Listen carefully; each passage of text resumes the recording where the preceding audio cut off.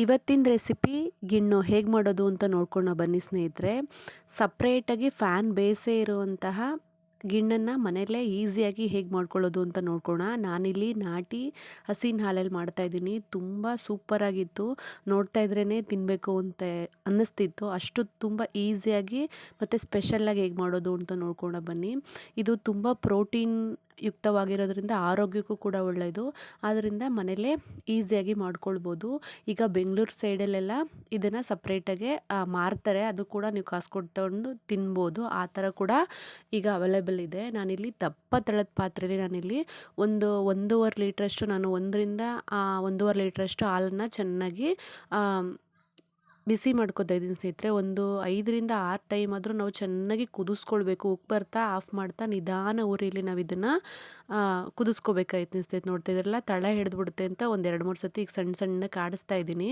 ನಿಮ್ಗೆ ಎಷ್ಟಾಗುತ್ತೋ ಅಷ್ಟು ಕೆನೆ ಬರೋವರೆಗೂ ನೀವು ಚೆನ್ನಾಗಿ ಬಿಸಿ ಮಾಡ್ಕೊಳ್ಳಿ. ಈಗ ಒಂದು ಮಿಕ್ಸಿ ಜಾರ್ಗೆ ನಾನಿಲ್ಲಿ 1 ಬೌಲಷ್ಟು ಹುರ್ಗಡ್ಲೆ ತೊಗೊಂಡಿದ್ದೀನಿ ಸ್ನೇಹಿತರೆ. 1 ಬೌಲಷ್ಟು ನಾನಿಲ್ಲಿ ಕಡಲೆ ಬೀಜನ ಹುರಿದು ಸಿಪ್ಪೆ ತೊಗೊಂಡಿದ್ದೀನಿ. ಇದೆರಡೂ ನೀವು ತರ್ತರಿಯಾಗಿ ರುಬ್ಕೊಂಡ್ರೆ ಸಾಕು.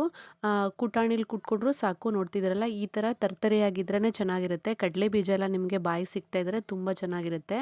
ಅದರಷ್ಟು ನಾನಿಲ್ಲಿ 1 ಬೌಲಷ್ಟು ಕಡಲೆ ಮತ್ತು 1 ಬೌಲಷ್ಟು ಕಡಲೆ ಬೀಜ ತೊಗೊಂಡು 1.5 ಬೌಲು ಅಥವಾ 2 ಬೌಲಷ್ಟು ನಿಮಗೆ ಸ್ವೀಟ್ ಎಷ್ಟು ಬೇಕೋ ಅಷ್ಟು ಸ್ವೀಟಿಗೆ ಅನುಸಾರವಾಗಿ ನೀವು ಸಕ್ಕರೆ ಅಥವಾ ನೀವು ಬೆಲ್ಲನ ಹಾಕ್ಕೋಬೋದು. ಬೆಲ್ಲನ ಹಾಕ್ಕೊಂಡ್ರೆ ತುಂಬ ರುಚಿಯಾಗಿ ಬರುತ್ತೆ. ಬೆಲ್ಲದಲ್ಲೇ ಯಾವಾಗಲೂ ಮಾಡಿದ್ರೆ ತುಂಬ ಚೆನ್ನಾಗಿರುತ್ತೆ. ಆದ್ದರಿಂದ ನಾನು ಯಾವಾಗಲೂ ಬೆಲ್ಲನೇ ಮಾಡ್ಕೋತೀನಿ. ಬೆಲ್ಲ ಇಷ್ಟ ಇಲ್ಲ ಅಂದವರು ನೀವು ಸಕ್ಕರೆ ಕೂಡ ಯೂಸ್ ಮಾಡ್ಕೊಳ್ಬೋದು. ನೋಡ್ತಿದ್ದೀರಲ್ಲ, ನಾನಿಲ್ಲಿ 4-5 ಟೈಮು ಚೆನ್ನಾಗಿ ಇದನ್ನು ಮಂದವಾಗಿ ಕುದಿಯೋ ಥರ ಮಾಡ್ಕೊಂಡಿದ್ದೀನಿ. ಕರು ಹಾಕಿ ಒಂದು ವಾರ ಅಥವಾ 15 ದಿನದ ಒಳಗಡೆ ಹಾಲು ಬರುತ್ತಲ್ಲ, ಅದನ್ನು ಗಿಣ್ಣ ಹಾಲು ಅಂತ ಕರೀತಾರೆ. ಅದನ್ನು ಯೂಸ್ ಮಾಡ್ಕೊಳ್ಬೋದು. ನೋಡ್ತಿದ್ರಲ್ಲ, ನಾನಿಲ್ಲಿ ಒಂದು ಬೌಲಲ್ಲಿ ಗಟ್ಟಿ ಅವಲಕ್ಕಿ ಅಂತಾರಲ್ಲ, ಆ ಅವಲಕ್ಕಿ ತೊಗೊಂಡಿದ್ದೀನಿ. 2 ಬೌಲಷ್ಟು ನಾನು ಅವಲಕ್ಕಿ ತೊಗೊಂಡಿದ್ದೀನಿ. ನೋಡ್ತಿದ್ರೆ ಸ್ನೇಹಿತರೆ, 1.5 ಲೀಟ್ರಿಗೆ ನಾನಿಲ್ಲಿ 2 ಬೌಲಷ್ಟು ಅವಲಕ್ಕಿ ತೊಗೊಂಡು ಚೆನ್ನಾಗಿ ತೊಳ್ಕೊತಾ ಇದ್ದೀನಿ. ಇದ್ರ ಜೊತೆಗೆ ನೀವು ರವೆ ಕೂಡ ಆ್ಯಡ್ ಮಾಡ್ಕೋಬೋದು. ಜೊತೆಗೆ ಕಡಲೆಪುರಿಲೂ ಮಾಡ್ತಾರೆ, ಅಕ್ಕಿಲೂ ಮಾಡ್ತಾರೆ. ನಾನಿಲ್ಲಿ ಅವಲಕ್ಕಿಲಿ ಮಾಡಿರೋದ್ರಿಂದ ರುಚಿ ಅಂತೂ ಡಬಲ್ ಆಗಿತ್ತು. ಅವಲಕ್ಕಿಯಿಂದ ಒಂದು ಸತಿ ಮಾಡಿ ಟ್ರೈ ಮಾಡಿ ಸ್ನೇಹಿತರೆ. ನೋಡ್ತಿದ್ರಲ್ಲ, ಹಾಲು ಚೆನ್ನಾಗಿ ಇವಾಗ 4-5 ಟೈಮ್ ಉಕ್ಕಿ ಬಂದಾದಮೇಲೆ ನಾನು ಏನೂ ಹಾಕಿಲ್ಲ. ಹಾಲಿನ ಜೊತೆಗೆ ನಾನಿಲ್ಲಿ ನೆನೆಸಿರೋವಂಥ ಅವಲಕ್ಕಿನ ಹಾಕೋತಾ ಇದ್ದೀನಿ ಸ್ನೇಹಿತರೆ. ನೋಡ್ತಿದ್ರಲ್ಲ, ಚೆನ್ನಾಗಿ ನೆಂದಿರೋ ಒಂದು 4-5 ಟೈಮ್ ಚೆನ್ನಾಗಿ ತೊಳೆದಿರೋ ಅವಲಕ್ಕಿನ ಒಂದು 10 ನಿಮಿಷ ನೆಂದರೂ ತೊಂದರೆ ಇಲ್ಲ. ಸೋಸಿ ನಾನಿಲ್ಲಿ ಅವಲಕ್ಕಿನ ಇದಕ್ಕೆ ಹಾಕೋತಾ ಇದ್ದೀನಿ. ಇದ್ರ ಜೊತೆ ಕಡಲೆಪುರಿ ಹಾಕಿ ಕೂಡ ಮಾಡ್ತಾರೆ. ಅದು ಸ್ಪೆಷಲ್ಲಾಗಿ ಮಾಡ್ತಾರೆ, ತುಂಬ ಚೆನ್ನಾಗಿರುತ್ತೆ. ಬೆಲ್ದನ್ನ ಅಂತಲೂ ಮಾಡ್ತಾರೆ, ಅದು ಚೆನ್ನಾಗಿರುತ್ತೆ. ನಮ್ಮ ಹಳ್ಳಿ ಸೈಡಲ್ಲೆಲ್ಲ ಏನು ಮಾಡ್ತೀವಿ ಅಂದರೆ, ಮೊದಲನೇ ಸತಿ ಹಸು ಕರು ಹಾಕಿದಾಗ ಆ ಹಾಲನ್ನು ದೇವರಿಗೆ ನೈವೇದ್ಯವಾಗಿ ಕೊಡ್ತಾರೆ. ಮನೇಲಿ ಕೂಡ ಅದನ್ನೇ ಬೆಲ್ದನ್ನ ಅಂತ ಮಾಡ್ತಾರೆ. ಎಷ್ಟು ಚೆನ್ನಾಗಿರ್ತಿತ್ತೋ. ದೇವಸ್ಥಾನದಲ್ಲೆಲ್ಲ ಪ್ರಸಾದ ನಾವು ಈಸ್ಕೊಂಡು ತಿಂತಾಯಿದ್ವಿ. ನೋಡ್ತಿದ್ರಲ್ಲ, ಈಗ ಚೆನ್ನಾಗಿ ಬೆಂದಿದೆ. ಕೇವಲ ಒಂದು 10 ನಿಮಿಷ ಸಾಕು, ಅದು ಚೆನ್ನಾಗಿ ಬೆಂದ್ಬಿಡುತ್ತೆ. ಬೇಗ ಅವಲಕ್ಕಿ ಅಲ್ವಾ. ಬೆಂದಾದಮೇಲೆ ನಾನಿಲ್ಲಿ 2 ಕಪ್ಪಷ್ಟು ಬೆಲ್ಲನ ಹಾಕೋತಾ ಇದ್ದೀನಿ ಸ್ನೇಹಿತರೆ. ಬೆಲ್ಲನ ಪುಡಿ ಮಾಡ್ಕೊಂಡು ಹಾಕೋತಾ ಇದ್ದೀನಿ.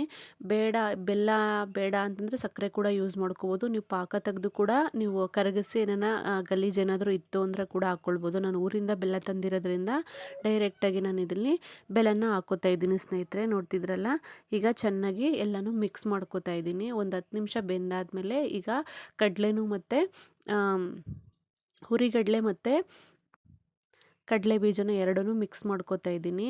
ನೋಡ್ತಿದ್ರಲ್ಲ, ಬರೀ ಹಾಲಲ್ಲೇ ನೀರು ಒಂದು ತೊಟ್ಟು ಕೂಡ ನೀರು ಯೂಸ್ ಮಾಡಿಲ್ಲ. ಈಗ ಎಲ್ಲನೂ ಚೆನ್ನಾಗಿ ಮಿಕ್ಸ್ ಮಾಡ್ಕೊಳ್ಳೋಣ ಸ್ನೇಹಿತರೆ. ನೋಡ್ತಿದ್ರಲ್ಲ, ಈಗ ಧಾರಾಳವಾಗಿ ನಾವು ಇದಕ್ಕೆ ಏಲಕ್ಕಿ ಪುಡಿ ಕೂಡ ಹಾಕ್ಕೊಳ್ಳೋಣ. ಡ್ರೈ ಫ್ರೂಟ್ಸ್ ಇದ್ದರೆ ಹಾಕ್ಕೊಳ್ಬೋದು, ಇಲ್ಲ ಅಂದರೆ ಹಳ್ಳಿ ಕಡೆ ಎಲ್ಲ ಮಾಡ್ತಿದ್ದಾಗ ಇದೇ ಥರ ಮಾಡೋದು. ನಾನಿಲ್ಲಿ 1-1.5 ಕಪ್ಪಷ್ಟು ನಾನಿಲ್ಲಿ ತೆಂಗಿನ ತುರಿ ಹಾಕ್ಕೋತಾ ಇದ್ದೀನಿ. ತೆಂಗಿನ ತುರಿ ಎಷ್ಟು ಕೂಡ ಹಾಕ್ಕೊಳ್ಬೋದು.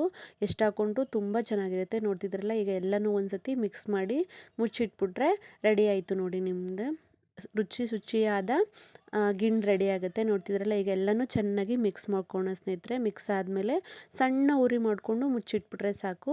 ನಿಮಗೆ ಈಸಿಯಾಗಿ ಈ ರೆಸಿಪಿ ರೆಡಿ ಆಗುತ್ತೆ. ನೋಡ್ತಿದ್ರಲ್ಲ, ಎಲ್ಲ ಆದಮೇಲೆ ಲಾಸ್ಟಲ್ಲಿ ಇದಕ್ಕೆ ಏಲಕ್ಕಿ ಪುಡಿ ಕೂಡ ಹಾಕ್ಕೊಂಡು ನಾವು ಇದನ್ನು ಮಿಕ್ಸ್ ಮಾಡ್ಕೊಳ್ಬೇಕು ಸ್ನೇಹಿತರೆ. ನಾನಿಲ್ಲಿ ಸಣ್ಣದಾಗಿ ಪುಡಿ ಮಾಡಿ ಏನು ಮಾಡ್ಕೊಂಡಿಲ್ಲ, ಸ್ವಲ್ಪ ಬಾಯಿ ಸಿಗಲಿ ಅಂತ ಸ್ವಲ್ಪ ತರ್ತರಿಯಾಗೆ ಮಿಕ್ಸ್ ಮಾಡಿಕೊಂಡು ಏಲಕ್ಕಿ ಪುಡಿನ ಹಾಕ್ಕೊಂಡು ಈಗೆಲ್ಲನೂ ಮಿಕ್ಸ್ ಮಾಡಿಕೊಂಡು ಒಂದು 10 ನಿಮಿಷನೂ ಬೇಡ. ಈಗೆಲ್ಲ ನೋಡಿ ಅವಲಕ್ಕಿ ಸ್ವಲ್ಪ ಗಟ್ಟಿ ಆಗ್ತಾ ಬರ್ತಾ ಇರುತ್ತೆ. ಕೆಳಗಡೆ ತಳ ಹಿಡಿದ್ಬಿಡುತ್ತೆ. ಸಣ್ಣ ಉರಿಲಿ ಮಾಡ್ಕೊಳ್ಬೇಕು. ಸ್ವಲ್ಪ ಪೇಷನ್ಸಾಗಿ ಮಾಡಿಕೊಂಡ್ರೆ ಅಡುಗೆ ತುಂಬ ರುಚಿಯಾಗಿ ಬರುತ್ತೆ. ನೋಡ್ತಿರಲ್ಲ, ಈಗ ಆಲ್ಮೋಸ್ಟ್ ಹಾಲೆಲ್ಲ ಫುಲ್ಲು ಗಟ್ಟಿ ಆಯಿತು. ನಿಮಗೆ ಹಾಲು ಸ್ವಲ್ಪ ತೆಳ್ಳಗೆ ಹಾಕ್ಕೊಂಡ್ರೆ ಈ ರೆಸಿಪಿ ತುಂಬ ಚೆನ್ನಾಗಿ ರೆಡಿ ಆಗುತ್ತೆ. ಈ ರೆಸಿಪಿ ನೋಡಿದ್ದಕ್ಕಾಗಿ ಥ್ಯಾಂಕ್ ಯು.